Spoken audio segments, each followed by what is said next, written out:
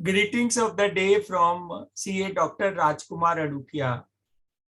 Friends, today I will be deliberating on another global opportunities, online opportunities called due diligence. Now, literal meaning of these two words, due means proper and diligence means care.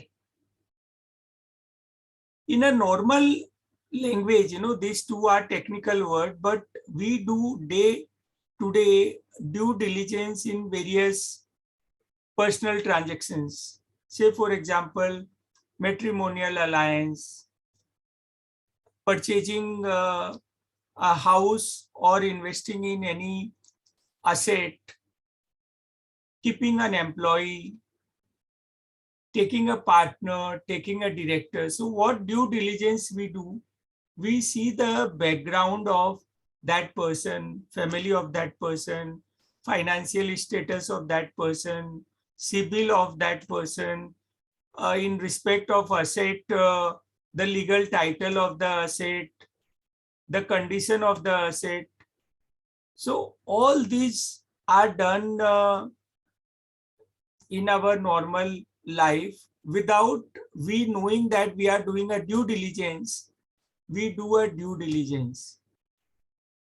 In a commercial world, due diligence are done by professionals, chartered accountant, company secretaries, cost accountants, legal, but we chartered accountants, because of our 360-degree knowledge on business, commercial, finance, legal, and manufacturing aspects, we can do the due diligence, and this is again a legal requirement under certain laws, due diligence report, and it is also can be done by the user.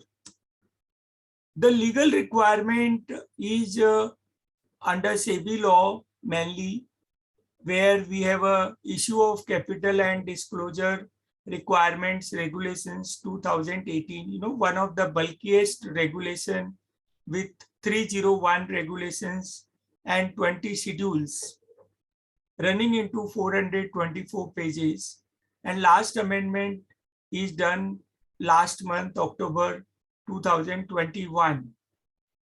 Schedule 5 of these regulations out of 20 schedules contains 8 types of due diligence report. Mainly these are, from 1st January 21, debenture trustee, while creating security interest, they have to give a due diligence report. Lead managers have to give a due diligence report, pre-offer, post-offer, SME exchange listing due diligence report is required. So where a chartered accountant come into picture. Now, the lead manager or others who are required to give a due diligence report or a certificate, they take assistance of due diligence report by chartered accountants as an internal backup. So, due diligence report by users. The users are required, when somebody takes a new director, when there is a merger and amalgamation, M&A activity, before takeover of a business, the due diligence. And what are the types of due diligence? Types of due diligence by nature of due diligence, by process of due diligence is called the hot due diligence and cold due diligence. Hot due diligence is when we visit the business premises, when we see the documents of another entity about whom we are giving a due diligence report, that is a hot due diligence report.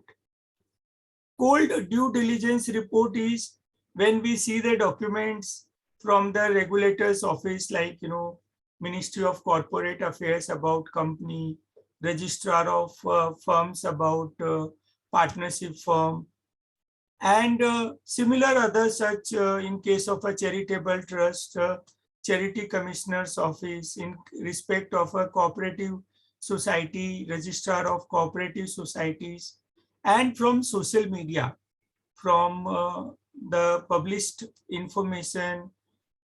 That is a cold due diligence. We do not visit. So cold due diligence assurance level is less compared to hot due diligence. Then what are the technical types of due diligence? Now, technical types are many, but mainly they gets classified into three: commercial due diligence, how the business is viable, whether it will run; financial due diligence, what is the financial position of an enterprise, is it sound, uh, the liabilities are more than assets; and legal due diligence. And then it gets further divided into many aspects, like legal due diligence. We can have a IPR due diligence.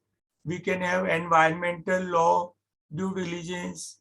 We can have a various government policies, compliances due diligence, competition law, which is also known as a antitrust law, those due diligence. So that is subcategories within legal due diligence. Within commercial due diligence, the subcategories are: we do the customer's due diligence, are they satisfied?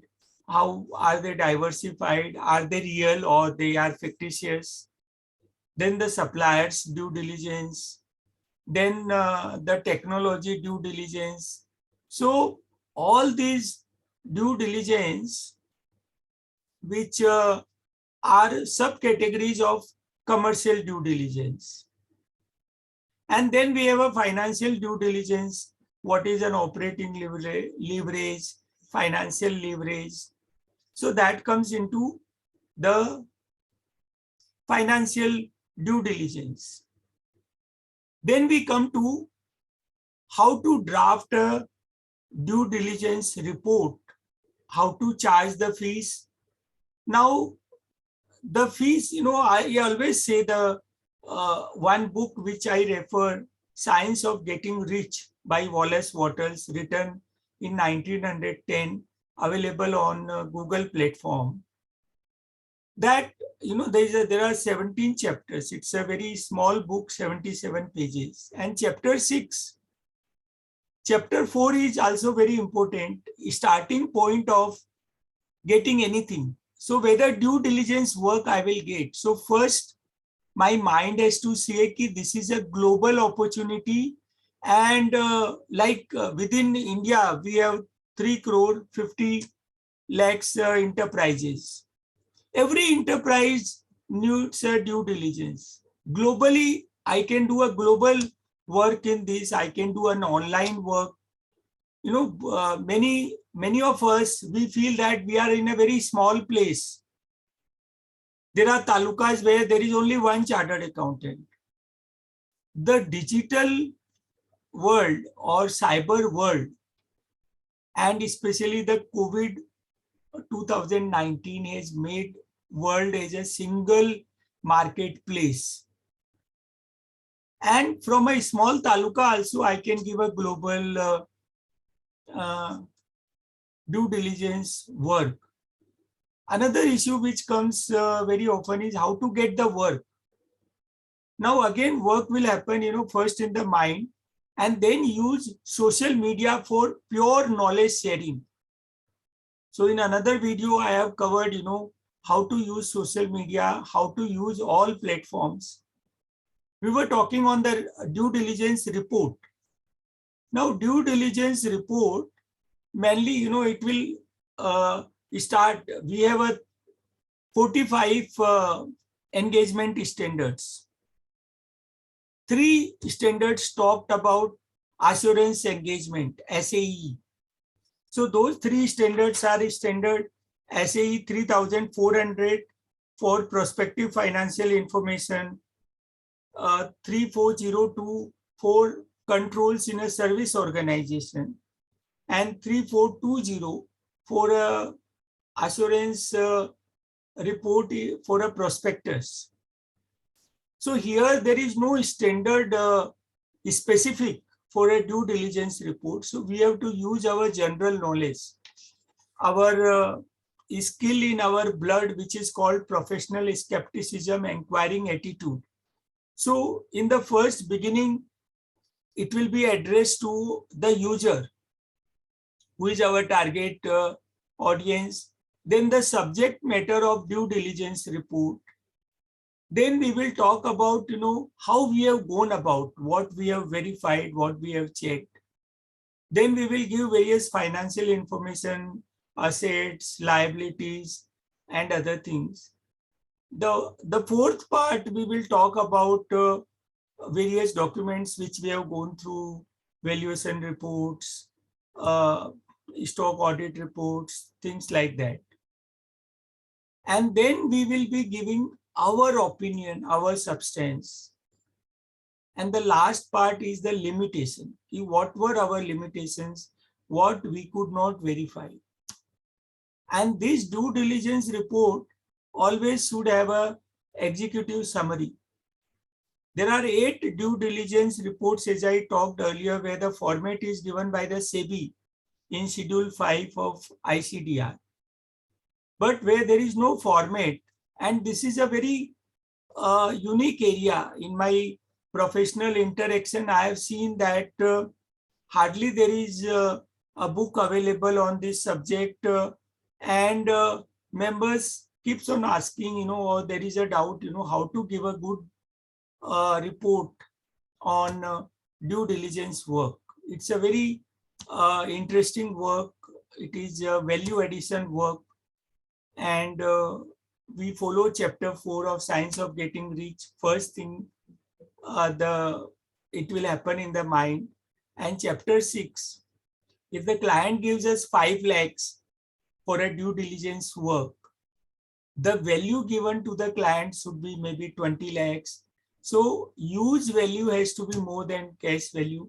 Friends, do let me know the topic on which you would like to have a video. Like and subscribe my YouTube channel. Thank you for spending time listening me, and look forward to see you in another video.